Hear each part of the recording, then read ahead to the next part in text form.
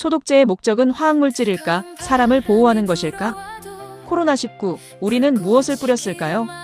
2020년 코로나19가 전 세계를 뒤덮었습니다. 학교에서도, 병원에서도, 지하철에서도, 회사에서도 우리는 매일같이 소독제를 뿌렸습니다. 바이러스를 없애기 위해서였습니다. 그런데 코로나가 지나간 지금 우리는 한 번쯤 이 질문을 해볼 필요가 있습니다. 우리가 사용했던 소독제는 사람에게도 충분히 안전했을까요? 코로나 시대의 방역.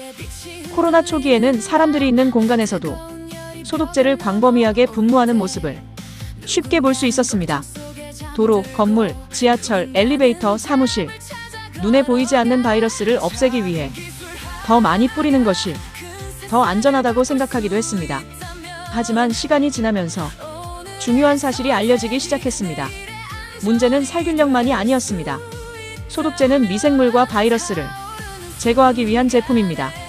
그래서 강한 생물학적 활성을 가진 여러 성분이 사용됩니다. 대표적으로 차염소산계, 알코올계, 사급 암모늄계, 과산화수소계 등이 있습니다. 이 물질들은 살균 효과를 가지고 있습니다. 하지만 농도와 노출 방법에 따라 피부, 눈, 호흡기 그리고 환경에 영향을 줄 가능성도 있습니다. 같은 소독제도 사용 방법에 따라 달라집니다. 여기서 중요한 것이 있습니다. 같은 물질이라도 책상 표면에 사용한 뒤 닦아내는 것과 공기 중에 작은 입자로 뿌려 사람이 들이마시는 것은 전혀 다른 문제입니다. 소독제의 위험은 성분만으로 결정되지 않습니다. 농도, 사용량, 사용시간, 그리고 사람이 어떻게 노출되는가. 이것이 매우 중요합니다. 그래서 방역 방식도 달라졌습니다. 코로나를 거치면서 소독제 사용 방법 역시 달라졌습니다. 무분별하게 공간 전체에 분사하기보다는 승인받은 용법과 용량을 지키고 필요한 표면에 사용하며 사람의 불필요한 흡입 노출을 줄이는 방향이 강조되고 있습니다. 결국 중요한 것은 많이 사용하는 것이 아니라 안전하게 사용하는 것입니다. 그런데 한 가지 질문이 생깁니다. 우리나라에는 살생물 제품을 관리하는 법이 있습니다. 제품이 살균이나 소독 효과를 주장하려면 그 효과를 내는 살생물 물질과 제품이 법에 따른 승인체계 안에서 평가되어야 합니다. 이 제도는 당연히 필요합니다. 검증되지 않은 물질이 사람에게 사용되어서는 안 되기 때문입니다. 그런데 여기서 조금 다른 질문을 해보겠습니다. 소독제의 목적은 무엇일까요? 소독제를 사용하는 목적은 특정 화학물질을 사용하는 것일까요? 아니면 세균과 바이러스를 제거하면서 사람을 보호하는 것일까요? 만약 새로운 기술이 개발됐다고 가정해보겠습니다.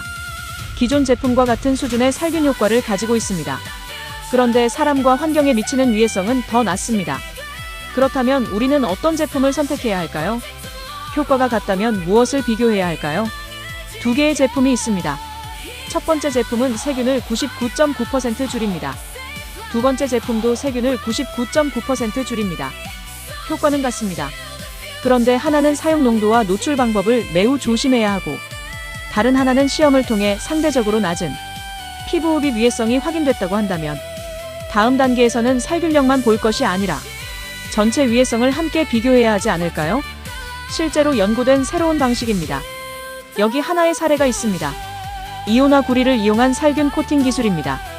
VIP 세니티저입니다. 이 제품은 과거 선쉴드가 원천 기술을 제공하고 TL이 제조한 제품으로 소개됐습니다. 일반적인 일회성 살균 방식과 달리 구리이온 등이 표면에 코팅막을 형성해 항균 작용을 지속시키는 방식으로 개발됐습니다. 살균 효과는 시험했을까요? 그렇다면 가장 중요한 것은 실제로 효과가 있느냐는 것입니다. VIP 관련 자료에는 호흡기 세포 융합 바이러스, 로타바이러스, 인간 코로나 바이러스 229인, 신종플루 바이러스 등에 대한 항바이러스 시험이 제시되어 있습니다. 또한 대장균과 비브리오균에 대한 KTR 항균 시험도 실시됐습니다.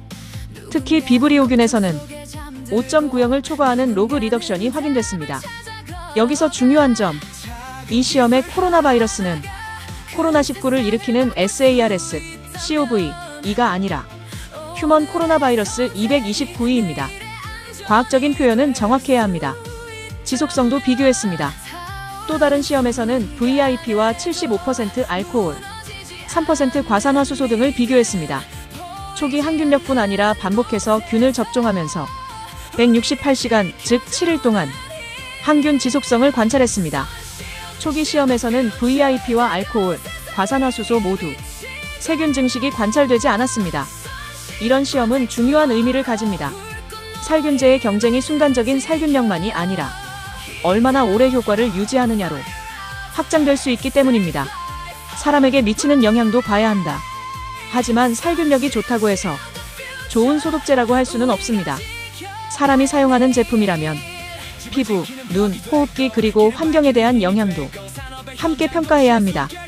VIP 자료에는 급성 피부 자극성 시험, 안자극 시험, 급성 흡입 독성 시험을 실시했다는 자료가 있습니다. 여기서도 중요한 원칙이 있습니다. 우리는 이 제품을 완전히 무독성이다, 사람에게 전혀 해가 없다 라고 단정하려는 것이 아닙니다. 시험 결과로 확인된 범위까지만 말해야 합니다. 그런데 제도는 어떻게 평가할까요? 2020년 VIP는 우리나라에서 살균제, 일반용 일반물체용 제품으로 안전기준 적합 확인 신고를 받은 이력이 있습니다. 그러나 살생물 제품 관리 체계가 바뀌면서 현재는 과거의 신고만으로 계속 판매할 수 있는 구조가 아닙니다. 새로운 승인 체계에 따라 살생물 물질과 완제품의 효과, 인체 위해성, 환경 위해성 등을 다시 평가받아야 합니다. 우리가 묻고 싶은 질문입니다. 여기서 우리가 말하고 싶은 것은 기존 제도가 잘못됐다는 것이 아닙니다. 살균 제품은 엄격하게 검증되어야 합니다. 하지만 기술은 계속 발전합니다. 과거에는 없었던 새로운 물질, 새로운 코팅 방식, 새로운 살균 원리가 계속 등장할 것입니다. 그렇다면 규제 역시 기존에 어떤 물질을 사용했는가 뿐만 아니라 얼마나 효과가 있는가, 사람에게 얼마나 안전한가, 환경에는 어떤 영향을 미치는가, 이 세 가지를 함께 평가하는 방향으로 계속 발전해야 하지 않을까요? 성분 중심인가, 결과 중심인가? 같은 99.9%의 살균 효과라면 우리는 묻고 싶습니다. 더 높은 위해성을 관리하면서 사용해야 하는 기술과 동일한 효과를 내면서 위해성을 더 낮출 가능성이 있는 기술이 있다면 어느 쪽을 더 적극적으로 연구하고 평가해야 할까요?